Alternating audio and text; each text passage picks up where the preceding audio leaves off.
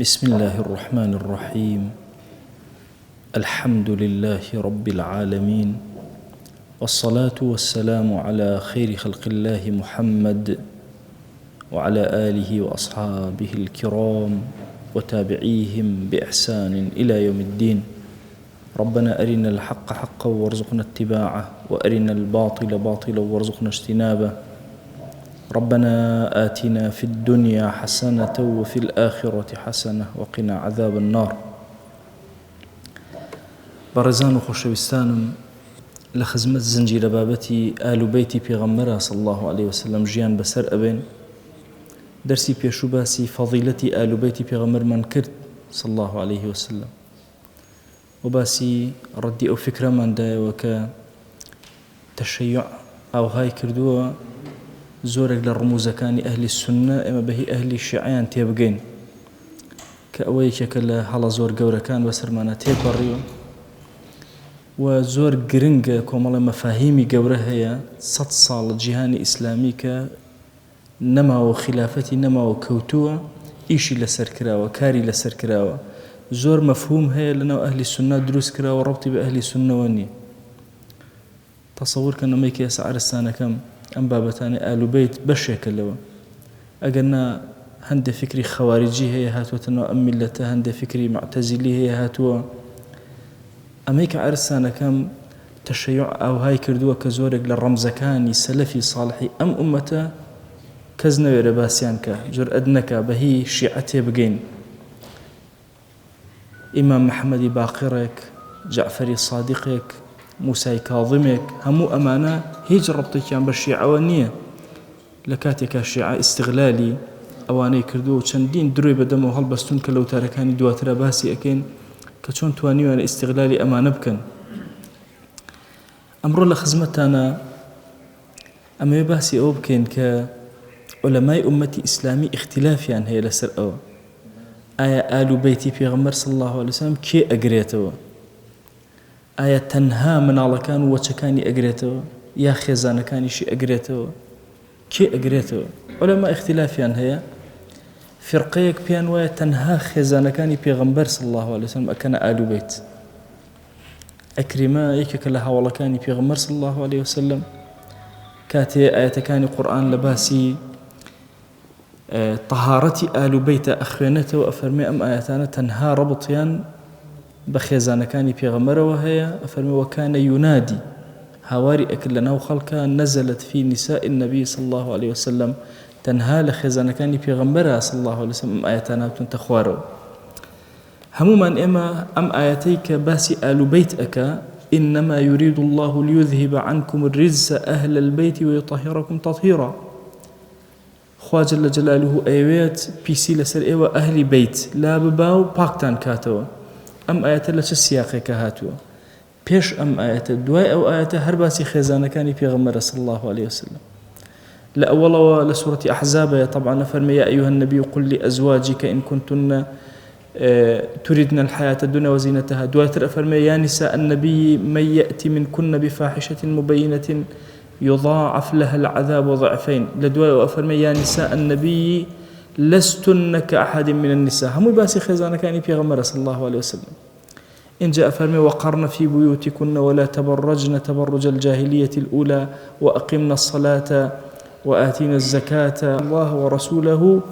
لدواء أما أفرمي إنما يريد الله ليذهب عنكم الرجس وتأتى كان بيشو همي باسي شيء أكل باسي خزانة كان في غمرة صلى الله عليه وسلم لدواء أمش راس توخو هر باسي أوانك أفرمي وذكرنا ما يتلى في بيوتكن من آيات الله والحكمة سيري أو آياتاني خوا وحكمة طبعا حكمة لأم آيات مباركة ومعناه السنة دي بيركنا واللويك لمالي إيوة أخوان ريته وأي خزانة كان في غمر صلى الله عليه وسلم لآياتي خوا لسنتي في غمر صلى الله عليه وسلم بويا هندق لسلفي صالح رأيان أو هابوك وعكرمة كفرمي أنا أما خاصة بخزانة كان في غمرة صلى الله عليه وسلم أم آياتي آل بيته هندي كثير فرمي أنا أم آياتي آل بيته من على كان في غمر أهل كساء حديثك بيشتر بنباس كردون همو أوانا أجرته زائدا خزانة كان في غمر صلى الله عليه وسلم وكو ابن كثير لتفسيرك أفرمي وهذا نص في دخول أزواج النبي من أهل البيت ها هنا. أفرمي أم آية دليل لسرأويك زوجاتي في غمري صلى الله عليه وسلم هل أهل بيت بوي أو التركيزي خمسة چونك شيعة زور تركيزي خذ السر أو لناو أهل بيت وتوانا تنها فاطمة وعلي وحسن وحسين كسيتر ناقرته بينما عرزم كل أهل بيت لو قورتره وخزانة كان في غمري صلى الله عليه وسلم همو أقرته. آية أهل بيت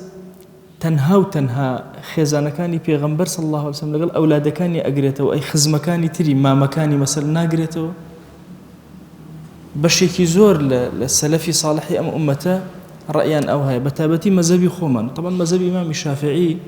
يك لو مذهباني زور بدوي دليل الرشد أفرمي أويك بي أو تري آل بيت خزانة كان في غمبر صلى الله عليه وسلم زائدا بنو هاشم وبني المطلب دودان دو وشي جورة لقريش هرهم يعني بشي حساب كرين بآل بيتي في غمبر صلى الله عليه وسلم حساب كرين بوي وشكاني عباس مثلا وشكاني جعفر أما أنا هرهم يعني بآل بيتي في غمبر صلى الله عليه وسلم حساب كرين. دليلي إمام الشافعي شي أبو أما إمام بخاري لصحيح بخاري فرمايشتي كي هناوة بيغمري خواه صلى الله عليه وسلم يوم بابتك معناه بيوتي خمس نك خمس هر شتێک لە جیهادا بگیرێ طبعا دوو جۆر ئێمە لە جیهادا دوو جۆر غەنیمەت ئەگیرێ یەکیان پێوتێ غەنیمە یەکیان پێوتێ فەی غەنیمەت فەی غەنیمەت ئەوەیە بە جەنگ ئەگیرێ فەی ئەوەیە بەبێ جەنگ ئەگیرێ هەردووکیان ئەم دوو بابەتە تامە موسڵمانان مەسەن جاری وا هەیە ئەچنە شوێنێک بە سوڵح شتێکی زۆریان دەسەکەوێت یان ئەچنە مەنتیقەی مقاومەی تیان نییە فەتحی ئیسلامی دەسەڵات بەسەری ئەگرێ کەلوپەلەکان ئەگیرێن یان ئەوەتانێ بە جەنگ کۆمەڵەشت ئەگیرێ لە هەموو حاڵەتەکانە ئەو غەنیمەتەی کە ئەگیرێ ئەکرێتە 5 بەشەوە بەشێک لەو بەشانەش ئەکرێتە 5 بەشەوە واتە یەک لەسەر 25 هەموو غەنیمەت و فەی کە ئەگیرێ بۆ کێیە بۆ وەچەکانی پێغەمبەر صلی الله عليه وسلم بۆ ئالی بەیت ئەو بڕاوەتەوە لە فقهی ئیسلامیە بۆیە خۆشەویستی دڵمان کاتێک کە ئەو غەنیمەتانە هاتبوونە بەردەسی تەوزیعی ئەکرد دوو بنەماڵی مشارەکە پێکرد دوو بنەماڵی لە وەچەکان مشارەکە پێ نەکرد بنو مطلب لەگەڵ بنو هاشم هەردووکیانە پێدان لە بەنی عەبدی شەمس جوبەیری کوڕی مطعم یەکە لە هاوڵان لە بەنی عەبدی نەوفەل عوثمانی کوڕی عەفان ئەوانە لە وەچەی ئەون هەردووکیان هاتنە خزمەت پێغەمبەر صلی الله عليه وسلم یا رسول الله قەینا بنو مطلب بنو هاشم ئەوەی خۆتن وەچەی خۆتن و عائیلەی خۆتن و هەرچێکیان وەرگرتووە قەیناکە بەس بنو مطلب لەگەڵ ئێمە فەرقیان نییە بۆچی ئەوان وەریان گر ئێمە وەرمان نەگرت پێغەمبەری خوا صلی الله عليه و آله وسلم فەرمووی إنما بنو طالب وبنو هاشم شيء واحد بنو طالب و بنو هاشم هەردووکیان یەکشتن بۆیە مەذهبی ئیمامی شافعی لەسەر ئەمە دامەزراوە کە بنو هاشم و بنو المطلب لەگەڵ زەوجاتی پێغەمبەر صلی الله عليه وسلم هەموویان بە ئەهلی بەیت حسابەکرێن و هەموویان حرامە لەسەریان سەدەقە و زەکات وەربگرن کاڵێن سەدەقە و زەکات زیاتر مەبەسمان لە زەکاتەکەی ئەگەر نا سەدەقەی تەطەوع قەیناکە وەریگرن دروستە لە شەریعەتە. ابن حجر رضا رحمة الله عليه فرمي اختلافه بين علماء طبعا مذهب إمام أبو حنيفة مذهب إمام مالك الروايات إلى مذهب إمام أحمد أما أنهم الرأي أنواع تنها بنو هاشم ورأي أجرن بس لمذهب إمام الشافعي بنو هاشم بنو المطلب دانا وبفي أو الروايتي كعرزم كردن. ابن حجر فرمي والمراد بالآل بنو هاشم وبنو المطلب ما بس في الآل في غمر صلى الله عليه وسلم كان بنو هاشم وبنو المطلب على الأرجح من أقوال العلماء أرجح أقوال العلماء أويا كأوانهم بآل بيتي في غمر صلى الله عليه وسلم ناوزند أكرين وحساب أكرين دواء أوي إما زانيمان أما آل في غمر صلى الله عليه وسلم وشي آل أهل عرزم كردن هردو كان أكري بكار بيني أهل زياتر زورين بكار هاتو لقرآن والسنة بلام آليش استجاقي قرتوتو شو شي آل بكار بيني يا أهل أجر الفلام خسسر بيتك أهل البيت يا أهل البيت لزمان عربية أو الفلامات تعريف يقبتو أدا كما بستم لآل بيتي في غمرة صلى الله عليه وسلم چەند شتێک واجبە لەسەر ئێمە بەرامبەر بە ئال و بەیتی پێغەمبەر صلی الله عليه وسلم یەکەمین شتێکە واجبە لەسەرمان حب و خۆشەویستیان. لەکوێ کەسێک زانید نەسەبی ئەچێتەوە سەر پێغەمبەر صلی الله عليه وسلم واجبە لەسەر خۆشبوون. بە درێژایی مێژوو ئەوانەی کە هاتوون لە وەچەی پێغەمبەر صلی الله عليه وسلم واجبە لەسەرمان خۆشمان بوون. بۆیە عولەمای عەقیدە فەرموویانە حبی ئالی پێغەمبەر صلی الله عليه وسلم أصل من أصول الإيمان، ئەسڵێک و بنەمایەکی زۆر گەورەی لە بنەماکانی ئیمان بەخوا. چونکە فەرموویانە هەر کەس ئەوانی خۆش بوێ لەبەر خاتری پێغەمبەر صلی الله عليه وسلم خۆشی ئەون و خۆشویستنی پێغەمبەریش لە پێناوی خۆشویستنی خوایە جل جلاله. بۆیە حبی ئالی پێغەمبەر صلی الله عليه وسلم پشکێکە لە عەقیدەی ئێمە، عەقیدەی ئەهلی سونە و جەماعە. لێگەڕن لە شیعە کە تەجاوزەکە لە حەدی خۆی حبەکە بۆتە عەبدایەتی، نە، بەڵام خودی حب لە دڵی ئێمە بەرامبەر بە ئالی پێغەمبەر صلی الله عليه وسلم واجبێکە لە واجبەکانی سەرشانمان بەرامبەریان. ئیمامی ئەوبەکر دیقەت بدەن چۆن مامەڵە لەگەڵ ئالی پێغەمبەرە ئەکا صلی الله عليه وسلم. لە ڕوایەتێکە فەرمێ والذي نفسي بيده لقرابة رسول الله صلى الله عليه وسلم أحب إلي أن أصل من قرابتي. والله خزمكاني بيغمر صلى الله عليه وسلم زياتر حز أكم سرداني أنكم وبسري أنكم ولا خزمكاني خوم محبة بو بيغمر صلى الله عليه وسلم. يعني للرواية كثيرة أفرمي أرقبوا محمدا أقاتا ليبي، أرقبوا محمدا في أهل بيته أقاتا لأهل بيتي بي محافظي خوشويس بكن صلى الله عليه وسلم آزاري مدن بهوي أوي كآزاري خزمكاني أدن. بۆیە کە خزمێکی پێغەمبەر صلی الله عليه وسلم یا وەچەیەکی ئینسان ذڕیەتێکی ئینسان هەست پێ ئەکا ئەبێ بە معنای کەلیمە حوبی لە دڵا هەبێ بەرامبەریان بە درێژایی مێژوو کە هەبوون هەر لە ئیمامی حەسەن و حوسەینەوە لە وەچەکانی بەنو هاشیم و بەنی الموطەلیبەوە ئەمانە هەر هەمویان خۆشەویستانن. کاتێک کە ئینسان محەبەتێکی تایبەتی بۆیان ئەبێت بەشێکە لە پشکێکە لە دینی. و ئیمامی عومەر کاتێ عباس إمامي بيغمر صلى الله عليه وسلم إيمانه هنا، إمام عمر أفرمي والله أي عباس أو رجيك تو مسلمان بوي والله مسلمان بوني توم لباوكم بيخوشتر بولا خطاب. شو كأمزاني بيغمر صلى الله عليه وسلم بوتو زوئي بيخوشك إيمان بيني بويا مني زور بيخوش بو لباوكم زيادة حزم كركتو إيمان تينا. طبعا إنسان حتشي شاكك أيواد إنساني كامل أيوه باوكي بي إنسان لجنجيا زور كات سريئك لحضوري باوكيا بس دواتر لقناغي يشتري عمريا همو في داكاري أبو باوكيك دسيك عمري كوري خطاب أفرمي والله يا عباس حزم كرت تو إيمان بيني هتاوكو خطاب تو زياتر بي خوشبو شوكا بيغمر صلى الله عليه وسلم أوي بي خوشبو كتو إيمان بيني أو محبة بو بيغمر صلى الله عليه وسلم شن قوريه شن عظيمة. جاري كان عباس يتخزمت بيغمر صلى الله عليه وسلم لدواء فتح مكان فمي يا رسول الله هندك أبي نملة هاولان جورك لجوركان هستكم لالوت لقلمه. طبعا عباسي ما بيغمر صلى الله عليه وسلم يشي كلوانيك زور زو مسلمان بو خوشويز لنا ومكة هشتيو حتى وكو إيمان داران هم محفوظ بن وأوداها تسر وتسامانيك هي بارزراوي وزور فكري تر سرپرشتي زور كاري بو بيغمر صلى الله عليه وسلم كردو. بلام لكاتي فتح مكة إعلاني مسلمان بوني كراو أشكراو. عباس شكايتك على بيغمر صلى الله عليه وسلم فرما هندي كسب نملالوت لقلما كأنما تولى مكان ما بيتتوى هجرة النكرد ونهاتوي إما تون هجرة ما كلا خزمة بيغمر صلى الله عليه وسلم لمستضعفين نبون لو نبون بجماين تو بجماوي خوشويز أفرميت دموشاوي سور بو زور عادز بو. حديثك إمام أحمد الرواياتي قبل سندك الصحيح فرموي والذي نفسي بيده لا يدخل قلب الرجل الإيمان قسم بو خواهي نفسي مني بدسا إيمان ناتشة تدلي هيج كسيكوا حتى يحبكم لله ولرسوله حتى وكل برخاتي خواب يغمر صلى الله عليه وسلم أي آل بيت أي خوشنا إيمان ناتشة تدلي أو دليل لسر أويك حبي آلي بيغمر صلى الله عليه وسلم بشيك لأصول إيمان للا أهل سنة وجماعة كابو يكم فرزق لسرشاني إما برامبر بآل بيتي بيغمر صلى الله عليه وسلم أو محبة من برامبريان هبه دوهمين صلوات لديداريان بدين صلواتدان لديداري آلي پیغمبر صلى الله عليه وسلم زور قوري تصور كالنواجي هيج كسك من دانا مزري اگر صلوات من لديداري آلي پیغمبر ندابي صلى الله عليه وسلم يعني اگر تو تنها بلي اللهم صل على محمد نجك دانا مزرا وهتاوكو آلي محمد تينك بويا بشك واجبي تل سرشاني اما يك صلوات بو ديداريان بنيرين طبعا زور صيغي صلوات زورة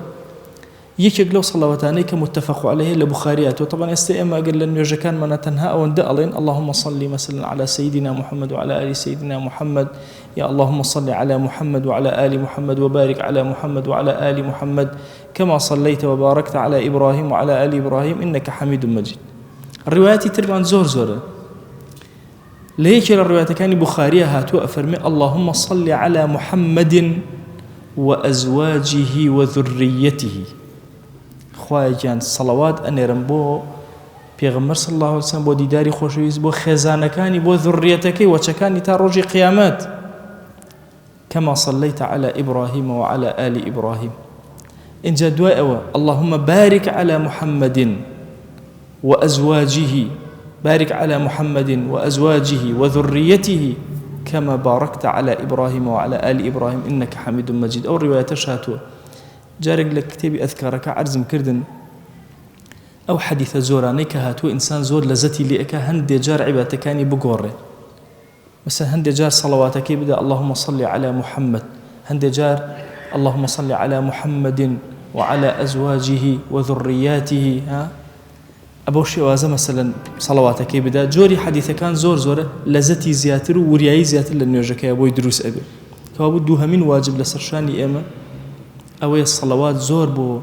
آلي بيتي پیغمبر صلى الله عليه وسلم بنيري سهمين واجب بالنسبة آل بيت خويانوا أوي حرام لسريان صدقات زكاة ورقرن پیغمبر صلى الله عليه وآله وسلم أفرمي إن هذه الصدقات إنما هي أوساخ الناس أم زكاتي كدر أكري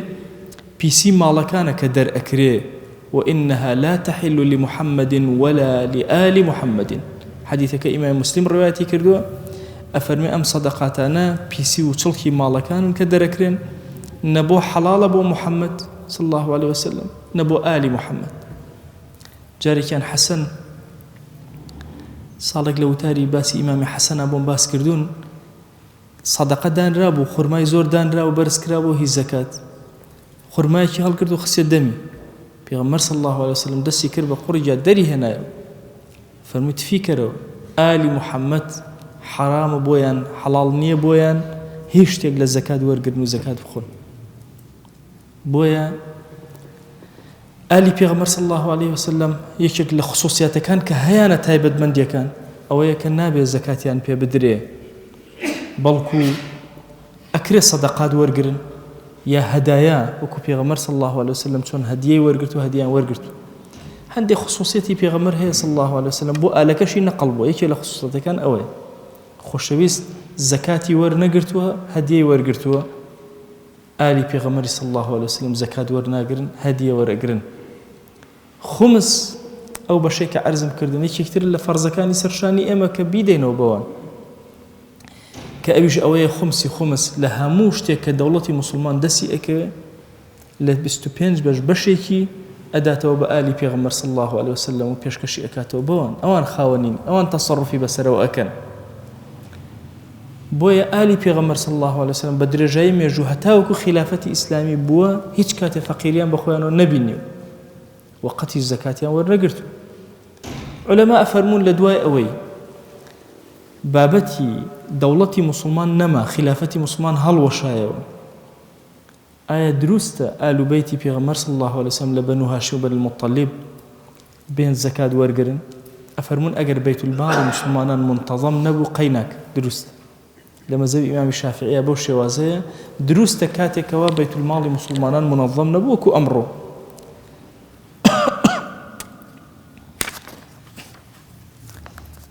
كوتاشد لخزمتنا إما الزور قرنقا وكو أهل السنة اعتراف كان بأفضلية وفضل نسبي پیغمبر صلى الله عليه وسلم لفرمايشتك خوشويز أفرمي إن الله اصطفى كنانة من ولد إسماعيل، لأنه هم أولاد إسماعيل عليه السلام كناني هالبجار، واصطفى قريشا من كنانشي لأنه قريشة هالبجار، واصطفى من قريش بني هاشم، لقريش بنو هاشمي هالبجار، واصطفاني من بني هاشم، منيشي لأنه بني هاشم هالبجار دو كلمة بيغمبر. إمام مسلم الرواياتي كل. وربك يخلق ما يشاء ويختار، خوا خوي هرچی مخلوقات دروسی أكا وخوشي هيا نتيايا هالي أبجيري بلي برز أكاتو، نسبي بيغمبر صلى الله عليه وسلم بلكي برستره، وچكانشي نسبيان بليان برستره. أما بشكل العقيدة إيمان أزانا لميجوي أمتي إسلامية زور نسبي قورهن همويان نسبة كان إسا وجوديان نماو، نسبي آلي بيغمبر صلى الله عليه وسلم حتى أمر بردوام ودوامه هموشي بس سند ثابتة هر هموشي وارد. بو يسيرك إمام الشافعي كاتك لك هارون الرشيد من الملاني أكن مناقشة أكن كاتك برسالي لك هارون الرشيد تو كيت طبعا كان كسيك هبون لما يجوي إسلامية زول النسب شار زابون، علمك من هو بناوي علمي نسب ناسين نسب كان زور قوربون، بهسترين كسيك للناسين النسب إمام أبو بكر نسبي قريشي زور بباشي أناسي كات حسان شعر برانبر بمشركين الله بيغمر صلى الله عليه وسلم بإمام أبو بكر الله برو نسبي مني بوجيا كرا والنبادا للشعر كان هجوم كاتسر نسبي منيش دواتر لما يجوا كان كسي كبو لنسبة زور مشهورا يكيك لوانيك لنسبة زور زيرك لعربة مشهورة بريت الله يزيد كوري معاوية، يكيك لوانا بريت الله هارون الرشيد، يكيك لوانا بريت الله إمام الشافعي خوي كأفرمي هيج نسبك بيغمبرني صلى الله عليه وسلم لكوي جهانا هذا إلا إمام الشافعي لبريو. تو إمام الشافعي خوي لغزل لدايق بو بلام نسبك يقرأته وسر بيغمبر صلى الله عليه وسلم. بويا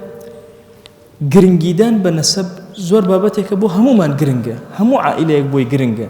گرنگیدان بنسب پیغمبر صلى الله عليه وسلم و بفضل دانان وبقور دانان نسبك بشكل الفكري امي اهل السنه ربطي بابتي الشيعه والنيه كاتك ككس السيده ككس وشكي ثابته اتوسر پیغمبر صلى الله عليه وسلم جاي احترامه جاي تقديسه جاي فضله جاي حبه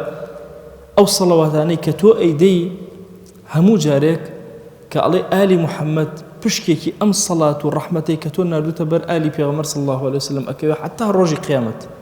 شو وشكاني خوشويز نابرته وتا الروجي قيامت لسر زوية أميك عرزم كردن بيشكيك بوچون ناو باسي زانا قوركان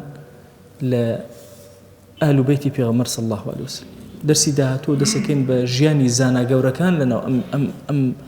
وچو أم بن مالي پیغمبر صلى الله عليه وسلم كش خدمتي كان بدين كردو كان ماندوبون ديار إمام علي وإمام حسن وإمام حسين هرسي كان بازنا كان شكو بيشتر باس مان كردون درس كان بيانا برونو هموي باسي إمام علي وإمام حسن إمام حسين مان كردو لدواء أو زين العابدين لدواء أو محمد باقر لدواء أو جعفر الصادق لدواء أو إمام موسى كاظم همو جيانا مكانيان بدرجي باسكين كأوانا تشكالبيابون تشكسيكي قوربون لأهل السنة والجماعات كخزمتكي قوريان كردوه بس في أمته بخزمة كاري أم دينا بم بيام شيرينا إمش أبي جاري كتير شكوي أهل السنة بجيرنا أو قور بياواني كوا بشيك بون لأهل السنة والجماعات بويا هريك لإما زور زرور مانا بموتارانا كاتكوا 100 صالي ريك الشيعة كاركا لسروي أمانة لإما بچني وببري ببات أبي إما كاركين لسروي بيان جرنو شويني خويان ولا عقيدة خومانا لفكري خومانا ساغيان كينو ريك كينو زورن أو بابتاني كبيوسا فكر ما ريك كينو تيايا أما يشكلو بابتاني كالضرورة أهل سنة وجماعات بو آينديكي نزيك إن شاء الله آيندي نصرتي أمت جوان أم بابتاني ورقرت به هضم كرد به حتى وكو أو روجيك أخوة رحمة بيئكاتو هل أسينوا بزانين كتون ما ملاكين لقل أو بابتانيك بشكن لأهل السنة وجماعة فراموش من كردون داوا أكين لذاتي باكي پروردگار خويا برحمته بزي خود رحمتي خود بسلمنا ببارنا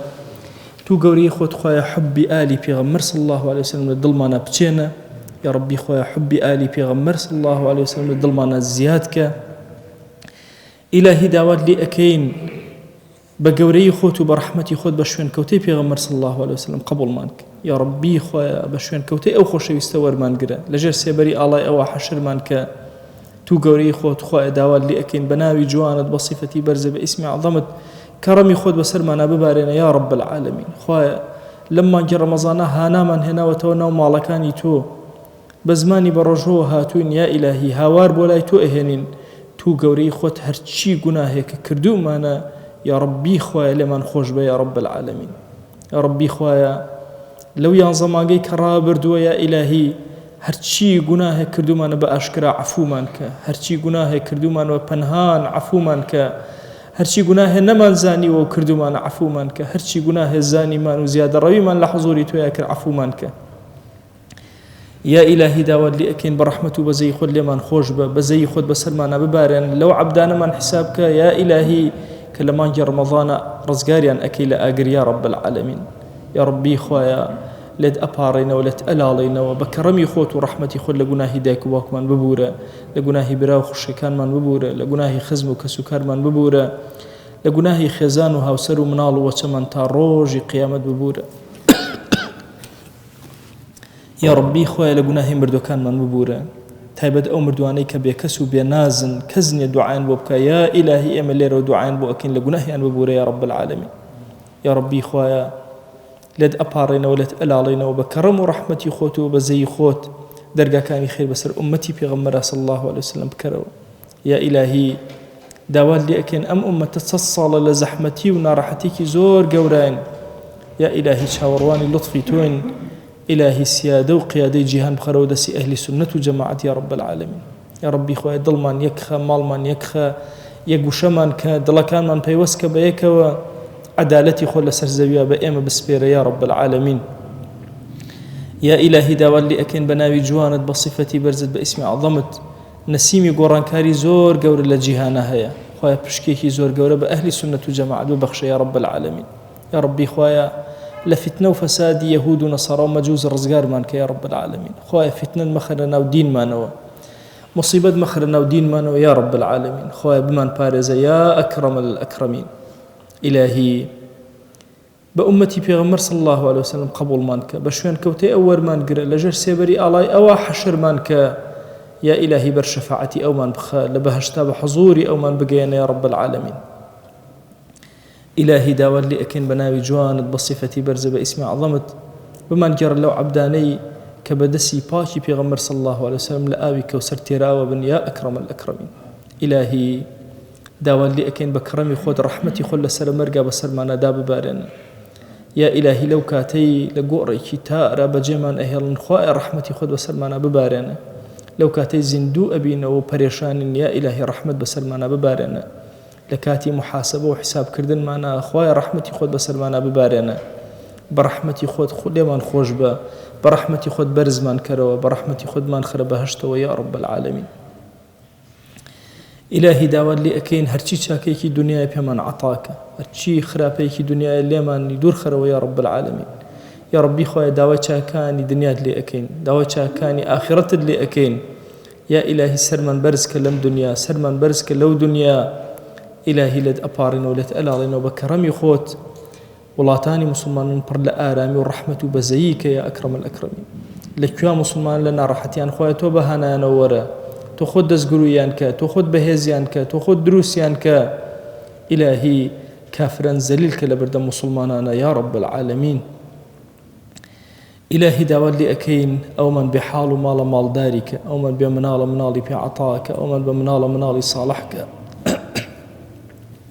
أو من كم رزق حلال زيادك أو من قرزكاني بو بدروا أو من يا إلهي درد نخوشيك هي شفاء بنير يا رب العالمين خوايا أو نخوشيك أي زانين كناي زانين توشي فما ببنير يا رب العالمين يا ربي خوايا لد أبارينا ولد ألالينا هرك سمان كوم الله جناه من هي خمان بي علاج ناكري خوايا هانا من بلايتو هنا وتو علاج منك تو جناه كان لدل مانا هلكنا يا إلهي باك من كرو لجناه كان لناخ مانا هيج جناهك مهيلا طلع كان من صاف كرو بوخود طلع كان متكيان كرو لجناهي هم يان ببورة تابت جنابي ما صمل عثمان يا ربي خوايا درجة كان خير بسر يا والابك الرفعتي بدري برزي بدري يا رب العالمين قربي لبيغمبر وصلى الله عليه وسلم بعطاك يا أكرم الأكرمين. يا ربي خوايا هر مسلمان لمز قوتا سجديكي بردوان نوێژێکی کردووە إلهي لقناهي هرهميان ببورة أواني كماون أواني كنماون ومال أوان ليكردوين خوايا لقناهي هرهميان ببورة يا رب العالمين. خوايا داوالي أكن بكرمي خوت ورحمتي خوت رحم بمسلماناني هلب جبك رحم بمواصاني آيني لهلب جبك دليان يك برنامجان كخدمة كاري دينكان كعلميان زياد كتقوى وعمليان زياد يا إلهي لتأبارينا وبكرمي خوت وبرحمتي خوت إلهي مسلمانان يكخ خوايا مسلمانان يكخ تابد لم شاري إما يا ربي خوايا هدايتي جنجا كان من بدا حياة وحرمتي أفرتي كان من ببارزة يا إلهي داولي أكين بكرم إخوت وبرحمتي إخوت هدايتي من الله كان من بدا يا رب العالمين. آمين آمين والحمد لله رب العالمين وصلى الله على سيدنا محمد وعلى آله وصحبه وسلم تسليما كثيرا أبدا إلى يوم الدين. خواهي قول لقناه من الشيء وجبوري وخالي من قبولك يا رب.